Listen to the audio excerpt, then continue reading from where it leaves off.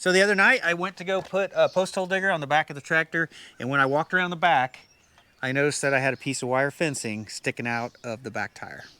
And these tires are filled with liquid ballast, which makes them weigh about 350, 400 pounds a piece. And the wire is in right on the sidewall right here, right where the sidewall begins. And you can see here is a piece of fencing sticking out. Now it didn't leak until I actually pulled this out of here. And then it started oozing out the liquid ballast, which you can see right there. So the trick is to see if we can get this out, plug this hole, and not lose any of the liquid. Because there's probably $200 worth of fluid in there, and I don't want to have to pay somebody to fill it back up again. And I don't necessarily want to pay for a whole new tire either. I'd like to just maybe see if I can plug this and make it work. So when they filled up this tire with liquid, they put the valve stem right here at the top dead center, and then they fill it full. So the liquid level is really only like right here, about 75%. And then they go ahead and they add air to it to get the tire pressure correct. So this pocket up here is air, from here down is liquid. I'm hoping to rotate the tire and get that piece of wire up in the air pocket, and then hopefully we can pull it out, release the air pressure in the tire, plug it, and then air it back up without losing any of the liquid. We'll see how this goes. And there's not enough room between the tire and the fender well here to do that work, so we're gonna have to take this 400-pound wheel off the tractor. All right, let's get out the essential tools.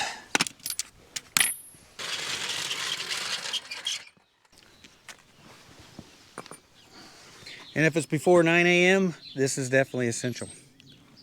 So there's not really a frame on this tractor. I mean, it's kind of the whole transmission assembly and engine make up the whole, you know, structure of the tractor. So I'm gonna try to just get on the bottom of the transmission here and just jack it up.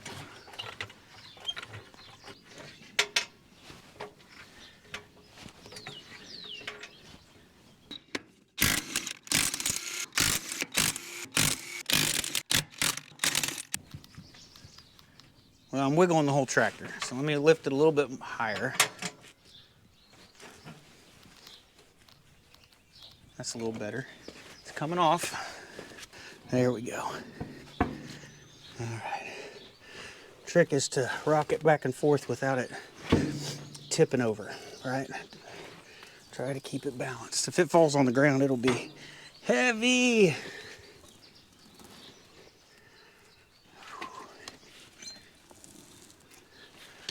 Let's flip it around so we can work on it.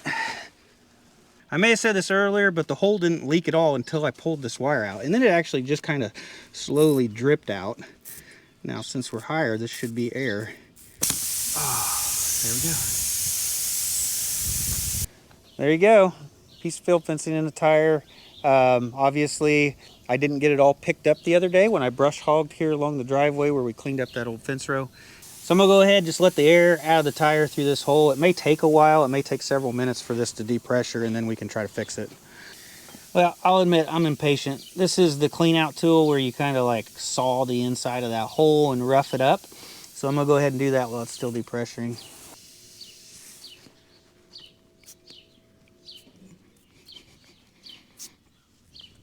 The trick is getting it in there.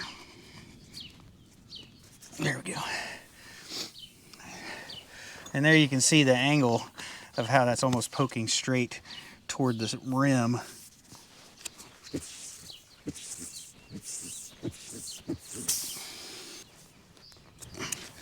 Keep in mind, on a car tire, you would not patch the side of it, but this is just a tractor tire. It's not going 55, 70 miles an hour down the road. Get my plug ready. These things are a pain, really.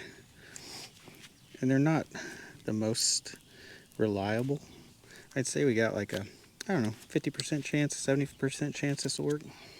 So this is a slow process letting the air out, but I can't open the valve stem or it would shoot all the liquid out because the valve stem's actually in the liquid level right now. In this ballast, what they ought to do is they ought to put some like tire sealing properties in it. That way if you do get a hole, it'll like self-seal.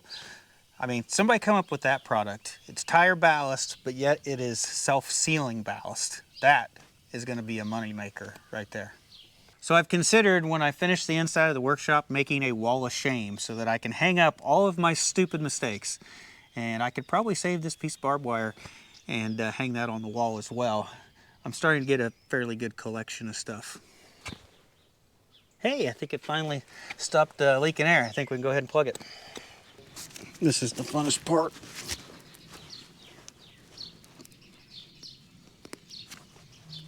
Oh, I almost went too far. Still sticking out. So when it went in, it really went in. I mean, I went too far, and there's only one end of the plug sticking out. I'm sure the other one's somewhere in the hole, but normally I'd leave that stick out 3/4 of an inch and then cut it off with a set of cutters. So we get the valve stem on the upper side and we'll air it up.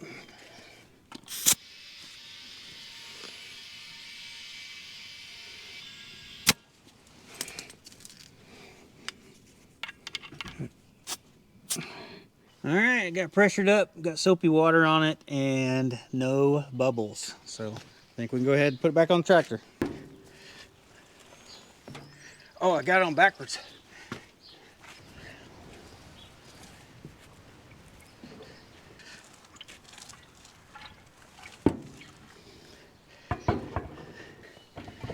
There we go.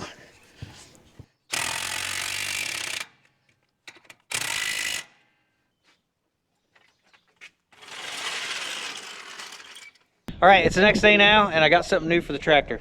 So I ended up buying a 3-point sprayer. This is a 40-gallon sprayer by Femco. I got this at Tractor Supply. So it does have a spray boom on the back that sprays 10 feet wide, and it also has a sprayer here, a hand sprayer, so that you can spot spray as well.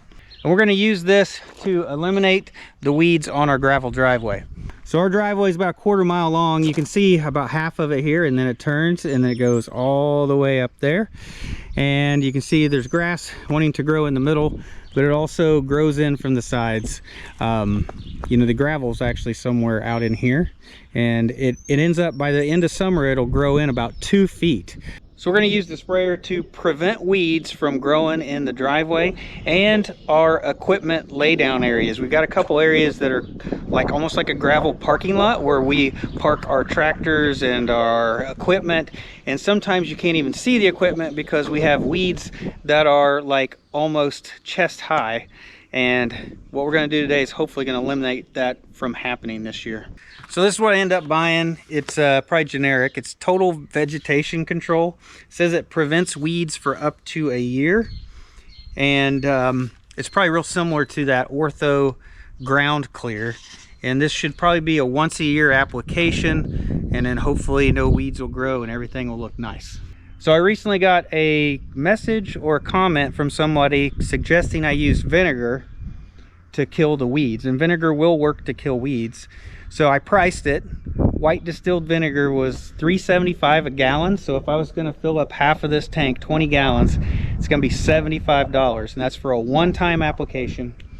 What I bought to use today was $55, and that should be once a year application. So kind of got down to the economics of it. This was cheaper, and it's a one-time application instead of vinegar would probably have to be, you know, 5-6 times a year applications. So that's why I ended up going this route.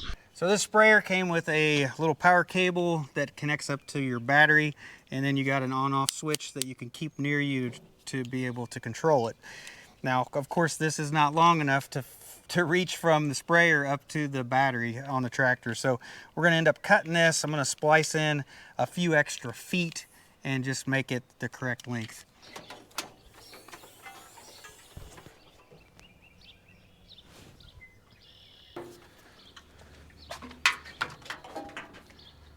Throw a couple zip ties on here. I think we'll be good to go.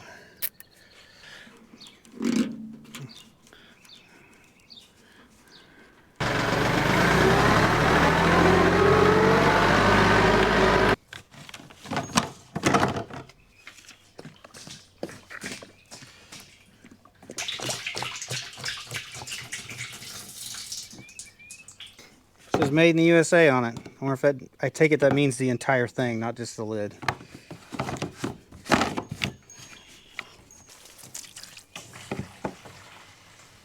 So on the back of the sprayer, you got your high flow spray pump, and you actually have a pressure gauge. You can read this from the seat of the tractor so you know whether you're pumping fluid.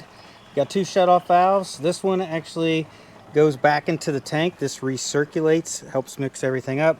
This one turns on flow down to the boom sprayer. And this other hose, it comes around and it goes to the spray gun. And of course it turns on and off with the trigger. We'll go ahead and we'll open the circulation valve. Go ahead and turn it on. Got a leak. Got a leak. The cap on the drain plug was not tight. All right, we're good. I'm gonna have a dead spot right there that won't grow any grass for a while. All right, we just passed the 20-gallon mark. We probably got 22 gallons in there. All right, I found a second leak. We got a leak. Oop. You see, got a leak right there where the hose comes into the gun. We're gonna have to tighten up that hose clamp right there.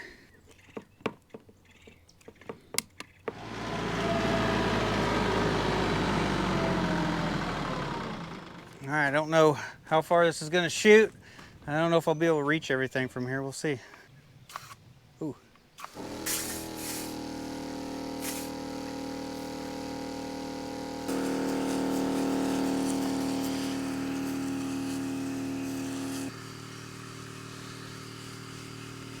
Well, you can see it's already starting to grow up with weeds through all this equipment. Well, even though it has a red color to it, it's not changing the color or anything. That's good, I guess. That's as far as my hose will go.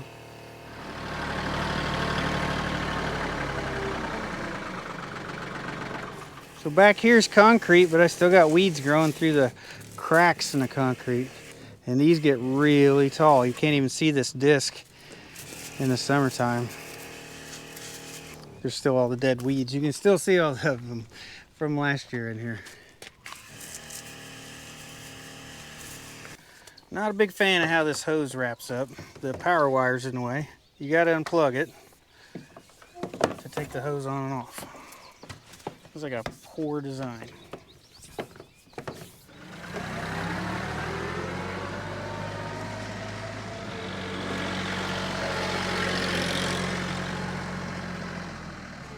All right, we'll go ahead and try out the boom.